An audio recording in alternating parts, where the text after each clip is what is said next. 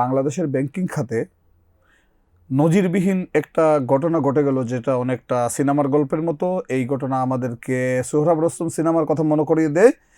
এ নিয়ে আজকে আমাদের একটি অন্যতম প্রধান খবর থাকছে প্রথম পাতায়।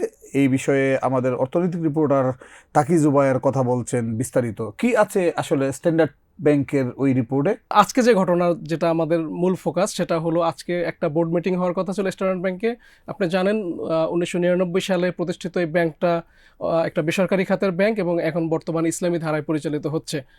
এই ব্যাংকের বোর্ড মিটিংয়ে আজকে যে বিষয়ে আলোচনা হওয়ার কথা ছিল, ব্যাংকের এমডির পুনর্নিয়োগ, যিনি বর্তমান ব্যবস্থাপনা পরিচালক আছেন হাবিবুর রহমান, ওনার পুনর্নিয়োগ নিয়ে আলোচনার কথা ছিল। এই পুনর্নিয়োগ নিয়েই ব্যাংকে অনেকগুলো ঘটনা ঘটে গেছে, যে ঘটনাগুলো আমরা ব্যাংক খাতে খুব বেশি দেখিনি।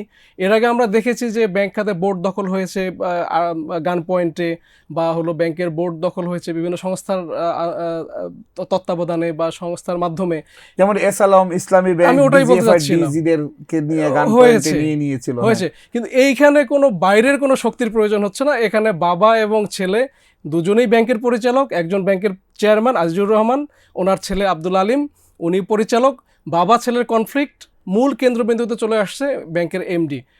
এমডির বাবা, যিনি চেয়ারম্যান, তিনি চাচ্ছেন এমডিকে পুনর্নিয়োগ দিতে এবং তাকে রাখতে, এবং ছেলে চাচ্ছেন যে এমডি চলে যাক বা এমডিকে অপসারণ করতে। এবং এর পেছনে ছেলে যে যুক্তিগুলো দাঁড় করাচ্ছে, তার পেছনে আছে বাংলাদেশ ব্যাংকের অডিট রিপোর্ট, আছে দুদকের তদন্ত রিপোর্ট, এবং বাংলাদেশ ব্যাংকের যে রিপোর্টগুলোতে ফাইন্ডিংস যেগুলো আসছে, সেগুলো গুরুতর অনিয়মই আছে হাবিবুর রহমানের বিরুদ্ধে।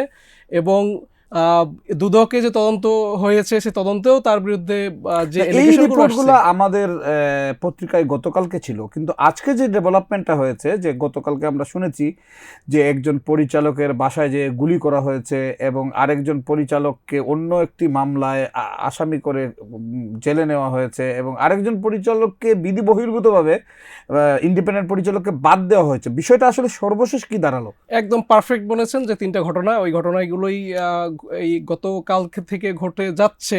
এবং সর্বশেষ যেটা হলো, বাংলাদেশ ব্যাংক এখানে ইন্টারফেয়ার করেছে। বাংলাদেশ ব্যাংক শেষ পর্যন্ত বৃহস্পতিবার সকাল 11:30টায় বোর্ড মিটিং হওয়ার কথা ছিল, যদিও এজেন্ডায় লিখিতভাবে ছিল না যে রিঅ্যাপয়েন্টমেন্টের বিষয়টা।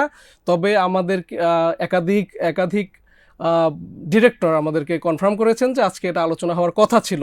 শেষ পর্যন্ত এই বোর্ড মিটিংটি আজকে আর হয়নি। বাংলাদেশ ব্যাংক শেষ সময় দুপুরে বাংলাদেশ ব্যাংক এখানে হস্তক্ষেপ করেছে এবং ব্যাংকের সেক্রেটারি, কোম্পানি সেক্রেটারিকে বলেছে যে বোর্ড মিটিংটা পোস্টপোন করার জন্য, এবং কোম্পানি সেক্রেটারি বোর্ড মিটিংটা পোস্টপোন করেছেন।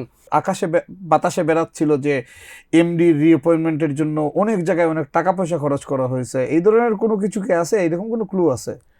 এরকম আসলে এটা তো প্রমাণ করা সম্ভব না। এটা আমরা আগে থেকেই শুনে আসছি।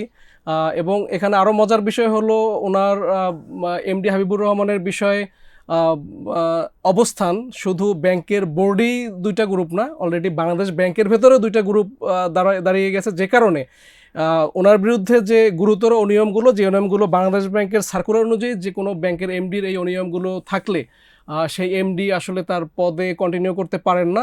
কিন্তু উনি কিন্তু কন্টিনিউ করে গেছেন। ওনার পূর্ণ মেয়াদ প্রায় শেষ হওয়ার পথে, এই মাসের 31 তারিখে ওনার মেয়াদ শেষ হবে। অর্থাৎ বাংলাদেশ ব্যাংকের একটা পোর্শন কিন্তু ওনাকে সাপোর্ট দিয়ে ওদের টিকিয়ে রেখেছেন। আরেকটা পোর্শন, আমি তদন্ত কর্মকর্তার সাথে কথা বলেছি।